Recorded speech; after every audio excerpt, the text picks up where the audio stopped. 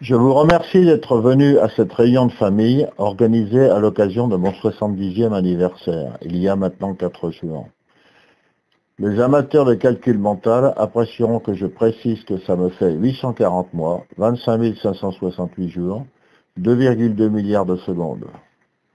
J'ai également atteint 60% de la durée de vie de l'homme le plus vieux du monde, un japonais qui a fêté hier ses 116 ans. Je voudrais avoir une pensée pour Ginette qui s'est mariée avec mon oncle Bernard le 20 avril 1954, c'est-à-dire 59 ans aujourd'hui même. Vous pouvez voir la vidéo de mon père Paul Baudry du 20 avril 1954 sur Dailymotion.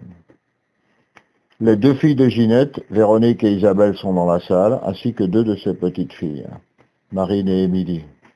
Bernard souffrant n'a pas pu nous rejoindre. De même, Alice Roy, fille d'Agnès et petite fille de Janine, aurait voulu nous rejoindre, mais elle a été opérée hier de calcul biliaire. Les autres absents ont sûrement une bonne raison.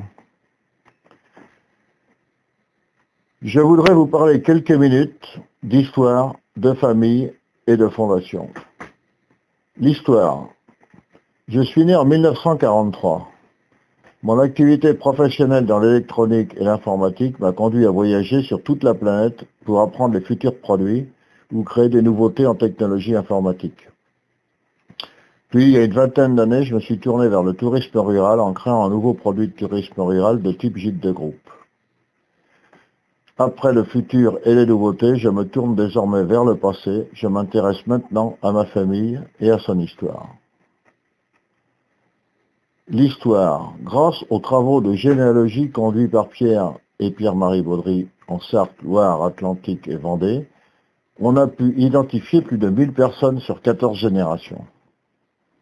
Dans ce tout petit village de Saint-Denis-d'Orc où nous sommes maintenant, nous avons découvert qu'un couple de nos ancêtres, Jean Langlois et Jacqueline Escorcier, se sont mariés. C'était le 10 mars 1631.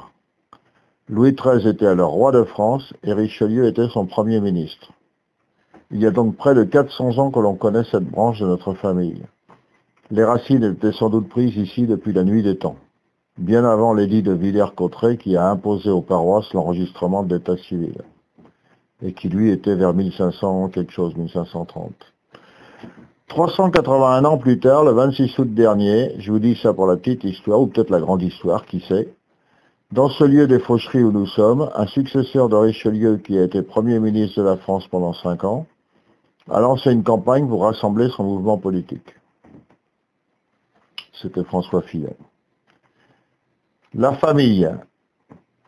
Les familles font des migrations, elles s'installent dans un lieu et y font souche. Elles prennent des places dans les cimetières. Nous avons des noyaux familiaux à Clisson, Valette, Nantes, Challans, Paris, Rochefort, Asnières, Saint-Denis-d'Orc. Il ne reste plus Challans ou Rochefort où il n'y a personne dans les cimetières. Il reste Gilles à Clisson où il y a beaucoup de gens dans les cimetières. Les registres d'état civil et les cimetières tracent l'histoire des gens ordinaires que nous sommes. Je suis d'ailleurs un farouche opposant à la crémation, qui est un effacement de l'histoire et une destruction de données génétiques. Je trouve que c'est aussi iconoclaste que de brûler les données de l'état civil. Je me suis donc occupé il y a 40 ans de maintenir un noyau familial dionysien. C'était pratique pour la famille d'avoir un lieu de vacances pas trop loin de Paris et de l'Ouest où vivaient mes parents. Il y a 20 ans, j'ai consolidé la présence familiale en fondant l'activité tourisme rural. Et maintenant, merci à Marc et à mes neveux, Nicolas, Benjamin, Paul, Antoine, de poursuivre le projet et d'arroser les racines dionysiennes qui datent de la nuit des temps. L'affaire des gîtes de la Charnie, vous pouvez voir sur le site internet gitecharny.com, fonctionne bien grâce à notre situation géographique et au travail de l'équipe familiale. Je souhaite que ça dure encore quelques siècles. Il faut dire que ce lieu est favorable au tourisme de groupe et aux familles qui ont des membres à Paris et dans l'ouest de la France.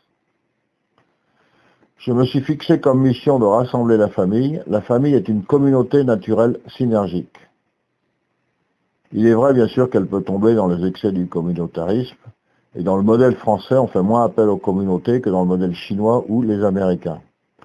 À mon avis, on s'enorgueillit à tort de faire disparaître les communautés pour l'État. Dans une famille, l'entraide est naturelle, Si quelqu'un s'élève, ça doit être bon pour tous. Synergie veut dire 1 plus 1 égale 3. Et si quelqu'un monte une marche, toute la communauté s'élève. L'individu enrichit le groupe et le groupe enrichit l'individu. Fondation. Votre présence montre que vous êtes intéressé comme moi au rassemblement de la famille. Je vous annonce aujourd'hui la création d'une fondation familiale dont l'objet sera de rassembler les données, les personnes, les objets qui caractérisent l'histoire de notre famille. La fondation aura les moyens financiers nécessaires et importants s'il le faut. Une mission d'entraide, elle pourra aider les projets des jeunes sous forme de prêts personnels ou de donations. Elle devra privilégier le long terme. Merci.